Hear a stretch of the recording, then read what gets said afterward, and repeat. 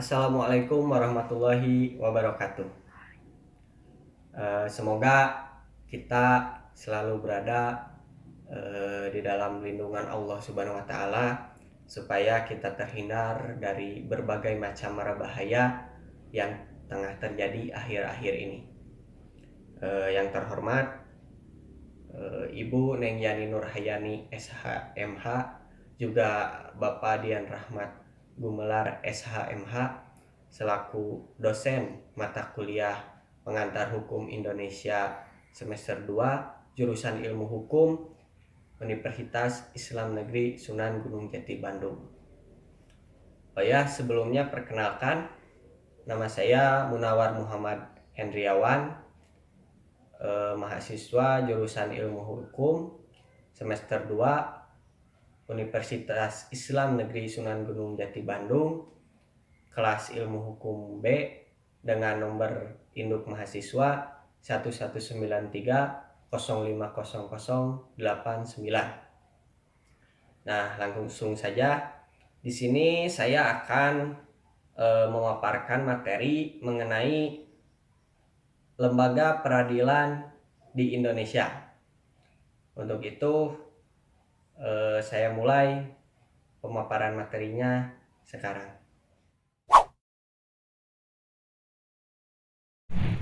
Nah, baik. Yang pertama, saya akan membahas terlebih dahulu mengenai apa yang dimaksud dengan lembaga peradilan. Dan di sini saya akan membahas terlebih dahulu apa yang dimaksud dengan lembaga dan apa yang dimaksud dengan peradilan. Nah, untuk lembaga sendiri, menurut Kamus Besar Bahasa Indonesia, lembaga yaitu badan atau organisasi yang tugasnya mengadakan penelitian atas pengembangan ilmu. Nah, dan untuk peradilan sendiri adalah salah satu urusan di dalam rumah tangga negara yang teramat penting.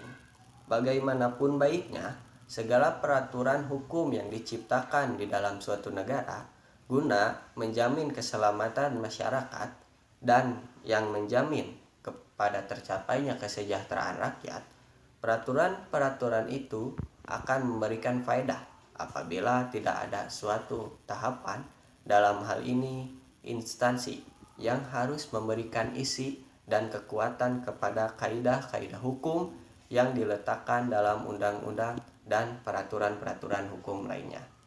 Nah, dari kedua pengertian tersebut, dari lembaga dan peradilan, didapatkan pengertian mengenai lembaga peradilan adalah suatu badan atau organisasi yang tugasnya memutuskan suatu masalah dan melakukan penelitian terhadap hukum. Lalu sebagai alat pelengkap atau perlengkapan negara yang bertugas untuk mempertahankan tetap tegaknya hukum. Lembaga peradilan di Indonesia diserahkan kepada Mahkamah Agung yang memegang kekuasaan kehakiman dengan tugas pokok seperti menerima, memeriksa, mengadili, dan menyelesaikan setiap perkara yang diajukan kepadanya.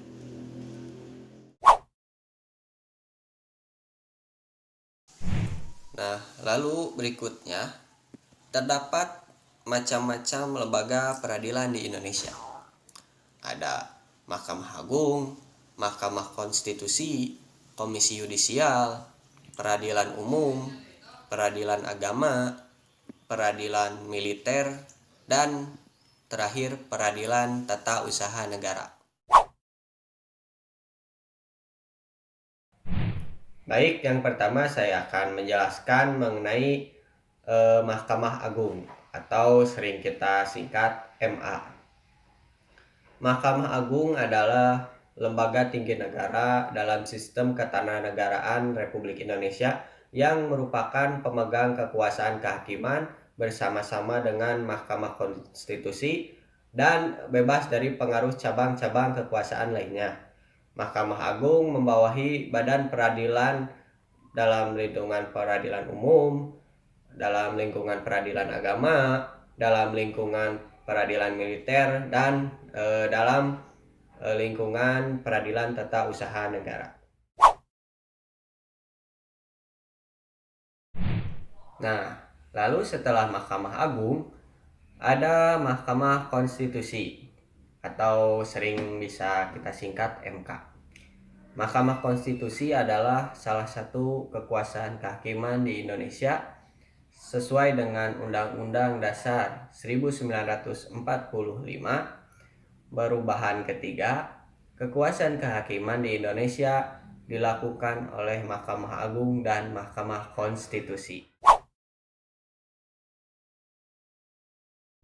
Lembaga peradilan yang selanjutnya adalah Komisi Yudisial atau sering kita singkat KY.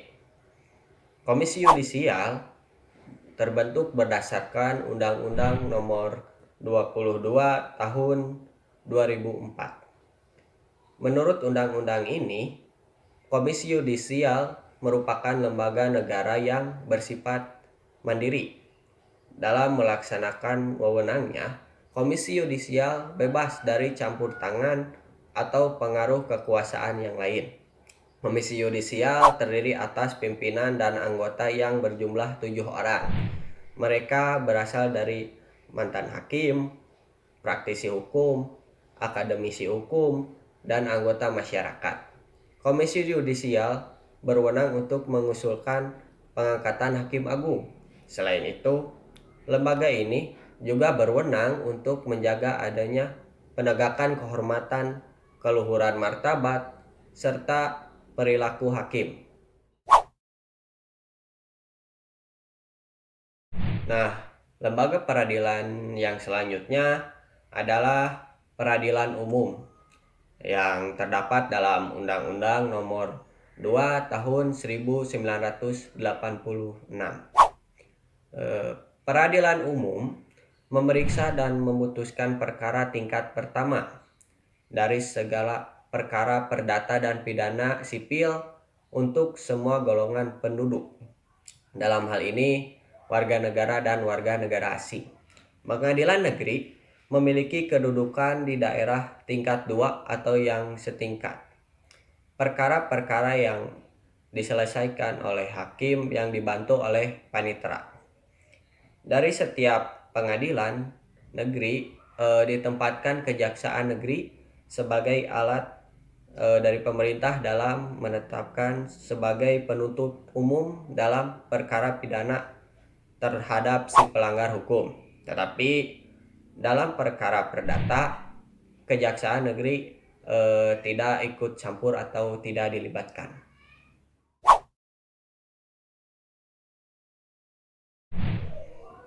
Lembaga peradilan yang selanjutnya adalah peradilan agama yang terdapat dalam Undang-Undang Nomor 7 Tahun 1989.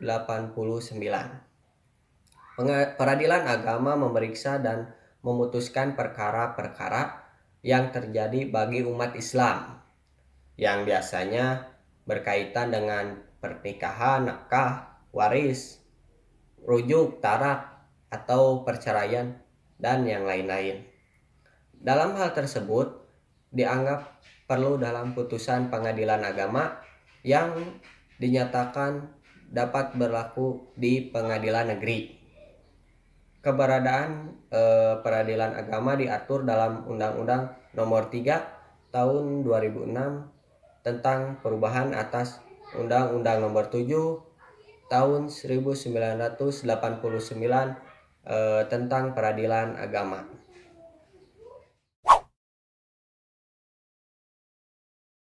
Lembaga peradilan yang selanjutnya adalah peradilan militer yang terdapat dalam Undang-Undang Nomor 5 Tahun 1950. Peradilan militer diatur dalam Undang-Undang Nomor 31 Tahun 1997. Peradilan militer adalah badan yang melaksanakan kekuasaan kehakiman di lingkupan angkatan bersenjata yang meliputi pengadilan militer, pengadilan militer tinggi, pengadilan militer utama, dan pengadilan militer tempur. Nah, lalu wewenang dari pengadilan militer adalah sebagai berikut. 1. Mengadili tindak pidana yang dilakukan oleh seseorang yang pada waktu melakukan tindakan tersebut adalah seorang prajurit yang berdasarkan undang-undang. Itu dipersamakan dengan prajurit, anggota suatu golongan atau jawaban atau badan yang dipersamakan atau dianggap sebagai prajurit berdasarkan undang-undang. Nah, yang kedua, memeriksa, memutuskan, dan menyelesaikan sengketa tata usaha angkatan bersenjata yang bersangkutan atas permintaan dari pihak yang dirugikan sebagai akibat dari tindak pidana yang menjadi dasar dakwaan, sekaligus memutuskan kedua perkara tersebut dalam suatu putusan.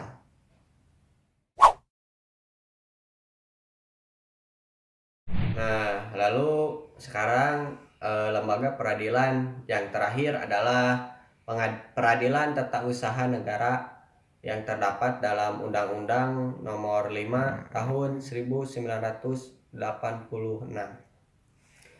Peradilan Tata Usaha Negara masih relatif baru yang terbukti dari keberadaannya menurut Undang-Undang Nomor 5 Tahun 1986 dan Peraturan Pemerintah Nomor 7 Tahun 1991.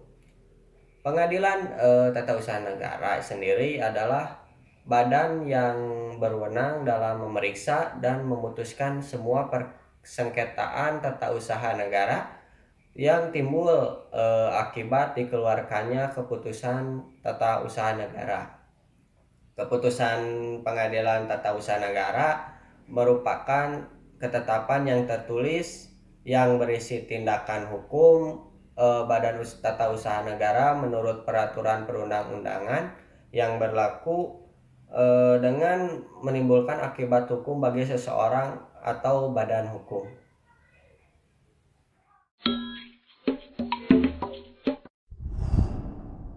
Sekian pemaparan mengenai lembaga peradilan di Indonesia dari saya.